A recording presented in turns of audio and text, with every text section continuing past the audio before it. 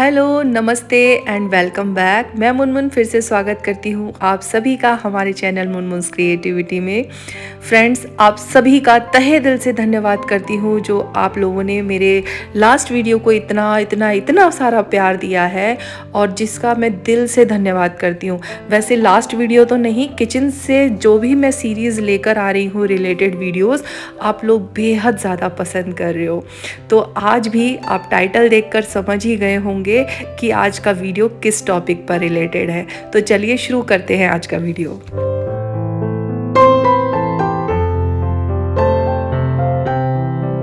दोस्तों, तो जैसा कि आप लोगों को बताया था मैंने लास्ट वीडियो में कि मेरा ग्रोसरी जो है घर का ख़त्म हो चुका है और अभी इनको लाना है सामान को। मंथली जो मैं लाती हूँ सामान, तो उसमें बहुत सारी ऐसी चीज़ें होती हैं जो हम लोग मिलिट्री कैंटीन से लाते हैं आधा सामान, और आधा सामान हम लोकल जो सुपर मार्केट वगैरह होता है वहाँ से ख़रीदते हैं।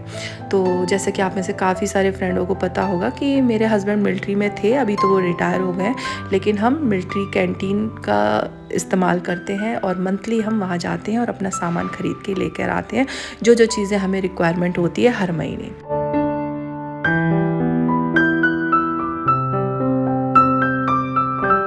अब देखिए दोस्तों, सामान तो हम लोग हर महीने लेकर आते हैं, लेकिन सबसे बड़ी बात होती है कि इनको ऑर्गेनाइज़ कैसे करें, इनको रखें कहाँ, रखें तो रखें कैसे रखें, क्योंकि ताकि ये सारी चीज़ें हमें टाइम टू टाइम सही टाइम पे हमें मिलती रहे। चाहे हम निकालें या हमारे परिवार में कोई भी जना निकाले, उसको आसानी से अगर हम बोले ना कि वहाँ पर सामान रखा है आप ले लो, तो उसको इजीली सारी चीज़ें मिल जाएं।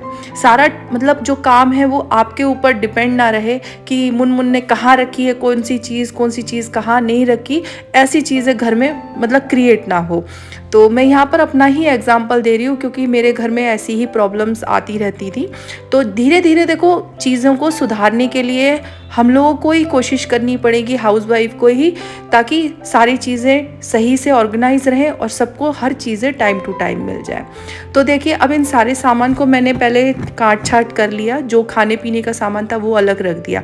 अब ये जो चीज़ें हैं ये क्लीनिंग से रिलेटेड सारे सामान हैं और मतलब ये सारी चीज़ें हम रखेंगे सिंक के नीचे, ठीक है।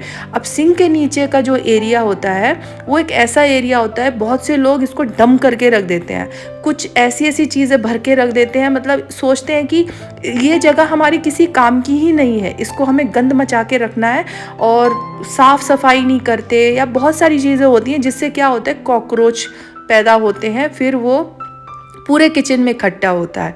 तो सबसे गंद एरिया जो होता है हमारा वो सिंक एरिया होता है। अगर आप इसे मंथली बेस पर अगर आप क्लीन करके रखोगे तो आप अपने सामानों को भी यहाँ पर ऑर्गेनाइज करके आराम से रख सकते हो, क्योंकि क्या होती है, हमको ये एक ऐसा स्पेस मिला रहता है जो थोड़ा अच्छा खासा स्पेस हमें मिल जाता है, लेकिन इस जगह को ही अगर हम इग्नोर कर देंगे ना तो गंदगी तो देखो फैलेगी। उससे अच्छा हम इस जगह को साफ़ करें और सुथरा करके इसको भी ऑर्गेनाइज करके रखें सामान को। तो बस आज का जो मुद्दा है मेरा, सिंक एरिया को हम कैसे क्लीन करें मंथली बेस पर और किस तरीके से हम यहाँ पर सामान को रखें। तो सबसे पहले बारी आती है जो सिंक का पाइप होता है, इसमें सबसे ज़्यादा गंद मची होती है। तो इस पाइप को मैं यहाँ पर क्या कर रही हूँ, निकाल रही हूँ। तो देखो, पेंट वगैरह तो हो चुका है, आप देख सकते हो कितना क्लीन है, और मैं साफ़ सफाई भी करके रखती हूँ, लेकिन अभी ये जो पाइप वगैरह था ये सब चीज़ें क्लीन नहीं हुई थी। तो अगर आप हमेशा इसको क्लीन करके रखोगे तो इतना गंदा आपको कभी नहीं दिखेगा। अब मैं जब से यहाँ आई हूँ, ये मैं सच बताऊँ तो पहली बार मैं क्लीन कर रही हूँ, इसीलिए गंदा इसमें से बहुत निकलने वाला है। इसीलिए सबसे पहले तो ग्लव्स पहन लेना है और पहनकर जितनी भी साफ़ सफाई करनी है वो मैं कर रही हूँ। तो सबसे पहले इसको हम ले जाएंगे एक नल के नीचे, और जो हमारा पाइप हम खोल कर लाए हैं ना सिंक का, उसको अच्छे से क्लीन करेंगे हार्पिक से, थोड़ा सा जो अपना विम जेल होता है उससे। आप देख सकते हो कितनी गंदगी निकल रही है इसमें से। तो पाइप के नीचे एकदम तेज नल का पानी आता है ना, वैसे करके इसको अच्छे से वॉश कर लेना है। और करने के बाद जो आपका ब्रश होता है, जो भी टाइप का ब्रश हो, उससे आपको इसको क्लीन कर लेना है। और क्लीन करके इसे कम से कम 2 से 3 घंटे के लिए धूप में सूखने के लिए छोड़ देना है। अगर आप ये सारी चीज़ें मंथली बेस पर करेंगे ना गाइज़, तो देखना आपके घर में ना कॉकरोच वगैरह कभी कुछ नहीं आएगा। आज जो मैं आप लोगों के साथ स्टेप शेयर कर रही हूँ, आई होप आप लोगों को किसी ने ये चीज़ें शेयर करी है कि नहीं, लेकिन मैं क्या करती हूँ वो मैं आपके साथ ज़रूर शेयर कर रही हूँ। चाहे मेरा वो किराए का घर क्यों ना रहा हो, चाहे वो मेरा खुद का घर क्यों ना हो, मैंने हर जगह पे इस चीज़ को इस्तेमाल किया है। और जब मैं किराए के घर को करती थी ना गाइज़, मैं आपको बता नहीं सकती थी, इतना गंदा मिलता था ना कि मैं क्या ही बताऊँ आपको। इसीलिए मुझे दुख होता था जब मैं हर घर को छोड़ती थी ना, क्योंकि वहाँ पर एक अपनापन हो जाता था मेरे लिए, क्योंकि मैंने वहाँ पर हर चीज़ छोटी छोटी जगह को साफ़ सफाई करके रखा था। और इसी वजह से अब मैं खुद के घर में आ गई हूँ, तो अब सारी चीज़ों को स्टेप बाय स्टेप सब कुछ साफ़ सुथरा कर रही हूँ, ठीक से रख रही हूँ, कोशिश यही है। तो देखो बातों बातों में वो पाइप तो धुल चुका है, उसको मैंने धूप में सूखने के लिए छोड़ दिया है। अब बारी आती है सिंक के नीचे एरिया को साफ़ करने की। तो अगर आपके पास पानी जाने का कोई रास्ता नहीं है, तो सबसे पहले तो कपड़ा बिछा ले जो सिंक एरिया का बाहर, जो अलमारी के बाहर, ताकि अगर पानी उधर से थोड़ा बाहर भी आ जाए तो आपका किचन ना पूरा गीला ना हो, मतलब आपकी डबल मेहनत ना हो। तो मैंने वहाँ पर कपड़ा रख लिया है और जो पायदान थे वो रख दिए मैंने पुराने वाले। और उसके बाद पानी में मैंने थोड़ा सा खाने का सोडा डाला है, विनेगर डाला है और थोड़ा सा विम लिक्विड डाला है। और उसके बाद इस एरिया को पूरा सीक वाली झाड़ू से, फिर ब्रश से अच्छे से इसको क्लीन कर लेंगे। उसके बाद गाइस होने के बाद मैंने फ़िनाइल लिया था कपड़े में, और लास्ट स्टेप में मैंने फ़िनाइल से पूरा का पूरा पोंछ डाला मैंने। फिर उसके बाद मैंने अच्छा खासा खौलता हुआ गर्म पानी किया 2 लीटर के जितना, और इस तरीके से मैं अब इसमें डाल दूँगी, क्योंकि आप समझ ही सकते हो ये चीज़ जो है आपको हफ्ते में एक बार करनी है। जब आपका पाइप वगैरह भी लग जाएगा ना, सिंक जब आपका ऊपर का चालू हो जाएगा, तब आपको हफ्ते में एक बार ज़रूर करना है, उससे भी पाइप भी आपका क्लीन रहता है। तो देखो अभी तो यहाँ पर अभी इसी की क्लीनिंग चल रही है, तो मैं अलग टाइप से कर रही हूँ। तो देखो यहाँ पर ये मैं ड्रेनेज का जो होता है पाउडर ये डाल रही हूँ, और आप देख सकते हो खौलता पानी डालने के बाद अब मैं ये 2 पैकेट का इस्तेमाल कर रही हूँ, क्योंकि मैं पहली बार कर रही हूँ ना इस जगह को साफ़, इसलिए मैं 2 पैकेट का इस्तेमाल कर रही हूँ। अब वो सब करने के बाद उसे सूखने के लिए छोड़ दिया, इधर पाइप भी सूख गया, और अब हम इसको फिट कर देंगे और अब लगाएंगे सामान कि किस तरीके से हम सामान रखते हैं। तो देखो सामान रखने के लिए ये मेरे पास पहले से ही एक स्टील का रैक रखा है, जो पहले मेरे बड़ौदा वाले घर में था, वहीं पर मैंने इसको ख़रीदा था अपने बर्तनों को रखने के लिए। अब मैं जब यहाँ आई हूँ तो अभी मुझे इसकी ज़रूरत है नहीं, तो मैंने इसको सोचा कि यहाँ पर रख दूँ और सामान को अरेंज करूँ। अब ये जो छोटा सा आप स्टील का कनस्तर देख रहे हो, इसमें मेरे एक्स्ट्रा के जो बर्तन हैं, छोटे मोटे कटोरियाँ वगैरह, वो मैंने रख दिया है।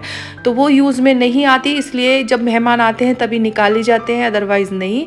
तो उसको कर दिया पीछे, है ना, वो कम इस्तेमाल में आएगा। अब इस रैक को हम आगे की तरफ रख देंगे और इसके ऊपर रखेंगे वो सारे सामान जो ग्रोसरी से जो क्लीनिंग से रिलेटेड है, लाइक सर्फ वगैरह जो भी है, हमारा कंफर्ट वगैरह जो मैं इस्तेमाल करती हूँ, वो सब मैं रख रही हूँ सबसे ऊपर वाली लाइन में। और मैं आपको एक चीज़ और बताऊँ, मंथली सामान उतना ही भरिए जितना आपको ज़रूरत है। एक्स्ट्रा भर के कोई फ़ायदा नहीं होता, वो जगह घेरता है। और मेरा ऐसा मानना है, तो मुझे मंथली कितनी रिक्वायरमेंट होती है चीज़ों की, मैं उतनी ही चीज़ें भरती हूँ। एक आधा अगर एक्स्ट्रा हो जाए तो चलता है, लेकिन वो एकदम ज़्यादा डंप कर दो ना, तो वो भीड़ भाड़ इकट्ठा होती है जगह। तो अब ये मेरे पास एक बास्केट थी जिसके अंदर मैं कुछ जो एक्स्ट्रा के जो अपने बैग होते हैं ना, गार्बेज बैग, वो रख रही हूँ। और एक पोछा भी है मेरे पास एक्स्ट्रा, तो वो इस वाले मैंने बास्केट में रख दी है।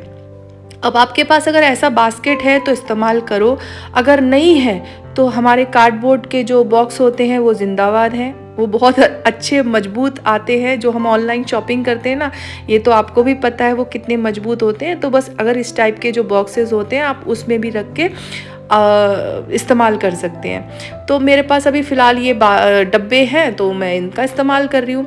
अब दूसरे वाले में मैं रख रही हूँ जितने भी नहाने के साबुन हो गए और अपना जो रिन साबुन हो गया वो रख दिया।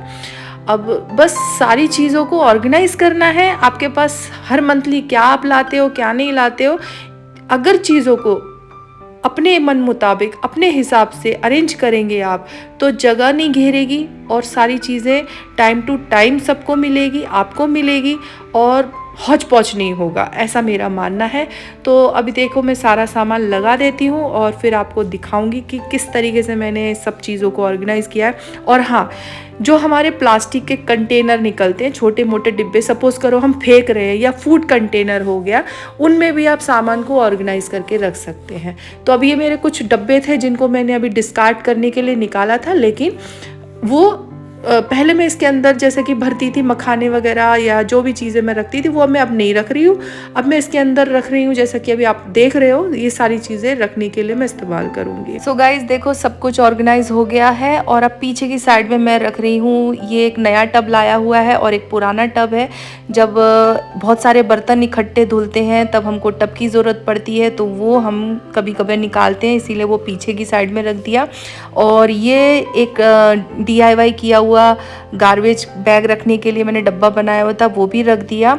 और एक चीज़ और मैं रखूँगी, वो है ये 5 लीटर तेल की कट्टियाँ जो इस बार आई है हमारे घर में, तो उसको रखने के लिए मेरे बाकी जो अलमारी है उसमें जगह नहीं थी, इसीलिए मैं इसको यहाँ पर रख रही हूँ। तो इस तरीके से मैंने जो है अपना अंडर सिंक का जो एरिया है कुछ इस तरीके से ऑर्गेनाइज़ किया है। आई होप आप लोगों को आज का जो वीडियो है पसंद आया होगा। और बस इसी तरीके से मेरा किचन जो है ना साफ़ सुथरा ऑर्गेनाइज हो चुका है। और आज का वीडियो अगर आप लोगों को अच्छा लगा तो बताइएगा ज़रूर। तो चलिए, अभी तक वीडियो देखने के लिए आप सभी का दिल से धन्यवाद।